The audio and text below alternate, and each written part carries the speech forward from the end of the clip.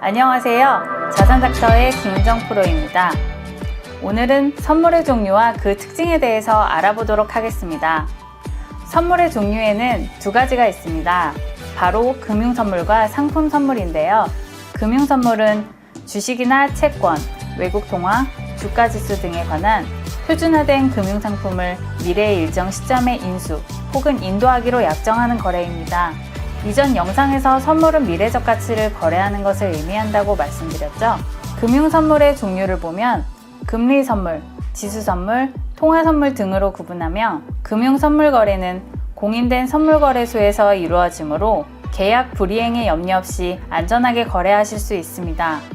금리선물의 종류로는 미국 2년, 5년, 10년, 30년 국채와 유로달러 및 영국 리보와 일본 장기국채 등이 있고, 지수선물에는 미국의 다우와 나스닥, S&P 500, 중국 A50, 항생, 일본 니케이 등이 있습니다.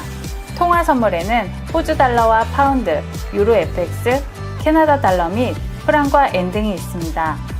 다음으로 상품 선물을 알아보겠습니다. 상품 선물의 종류로는 우리 생활과 밀접한 대두와 옥수수, 금, 오일 등 일반적인 상품들을 매매 당사자가 약정한 가격으로 미래의 일정한 날에 결제하기로 약속하는 거래입니다. 1980년대 초까지만 해도 세계 선물 시장의 주류는 상품 선물이었지만 1972년 시카고 상업거래소에 통화선물이 도입된 이후 다양한 금융상품이 상장되면서 금융선물이 비약적인 성장을 이루게 되었습니다. 현재는 금융상품에 비해 상품 선물의 비중이 축소되었지만 여전히 상품 선물은 선물 거래에서 중요한 위치에 자리 잡고 있습니다. 현대 시대는 바쁜 개인의 일과로 인해 따로 시간을 내어 투자하기가 매우 어렵죠. 해외 선물 시장은 전 세계 투자자들이 참여하는 만큼 23시간 시장이 운영되고 있어 많은 투자자들이 선호하는 종목이며 주식이나 국내 선물과는 다른 특징들을 가지고 있습니다. 가장 큰 특징을 몇 가지로 들 수 있는데, 첫 번째로는 공정한 시장 환경입니다. 엄청난 자본과 얽힌 해외 선물 시장은 일개 세력이 의도하여 시장을 움직일 가능성이 매우 적어 공정하고 투명한 매매 환경 속에서 각자의 실력과 판단에 따른 손익 발생이 가능합니다. 두 번째로는 자유로운 거래 시간입니다.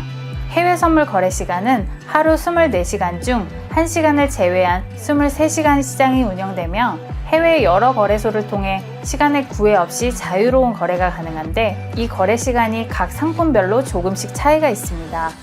기본적으로 오전 7시부터 다음날 오전 6시까지 거래를 진행할 수 있고, 서머타임이 적용되는 때는 1시간의 시간 변동이 있기 때문에 이 점 숙지하여 거래해야 하며, 특히 우리나라 기준 22시부터 가장 활발한 변동성을 보이고, 낮 시간 동안의 시간을 할애하기 어려운 바쁜 현대인들에게 본인의 생활 패턴에 맞춰 거래할 수 있다는 것이 큰 장점 중 하나이겠습니다.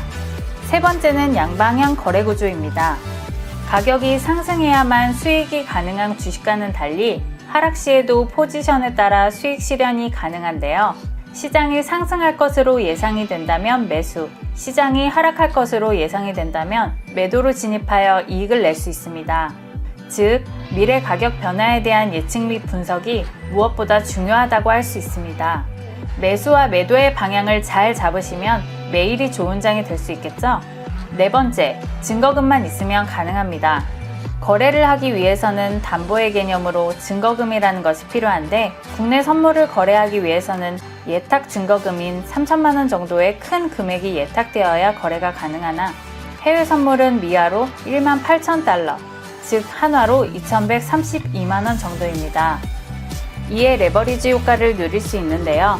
여기서 레버리지라는 말이 생소하실 수 있으신데, 레버리지란 지렛대를 의미합니다.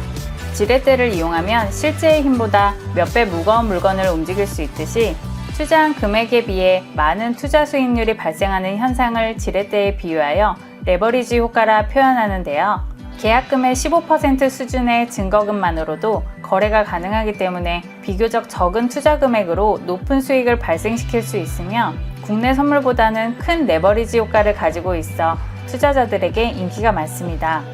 이러한 레버리지 효과로 인해 해외 선물 거래는 현물 거래에 비해 평균 20배에서 30배의 큰 규모의 계약으로 거래가 가능하며, 시장 가격의 변동 여부에 따라 큰 수익과 동시에 리스크를 가질 수 있습니다. 그러므로 투자자의 매매 성향에 맞는 레버리지의 선택이 상당히 중요하겠습니다. 마지막 5번째로는 의무 교육 시간이 없다는 것입니다. 국내에 선물 거래를 시작하려면 높은 진입 장벽을 통과해야 하는데요. 우선 80시간이라는 긴 의무 교육 시간을 이수해야 합니다. 신규 개인 투자자들의 진입이 까다롭지만 해외 선물은 의무 교육이 없고 국내 선물에 비해 증거금 또한 낮아 쉽게 접근 및 거래가 가능합니다. 다음으로 해외 선물 투자에 있어 중요하게 짚고 넘어가야 할 증거금 및 수수료에 대해 알아보겠습니다.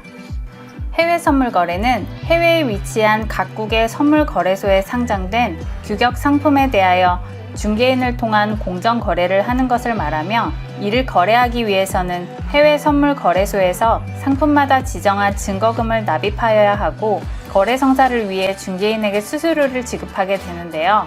각 상품들의 증거금은 이와 같습니다. 보여드리는 자료의 단위는 미국 달러 기준으로 키움증권 기준이며 증권사별로 상이할 수 있다는 점 꼭 알아두시기 바랍니다.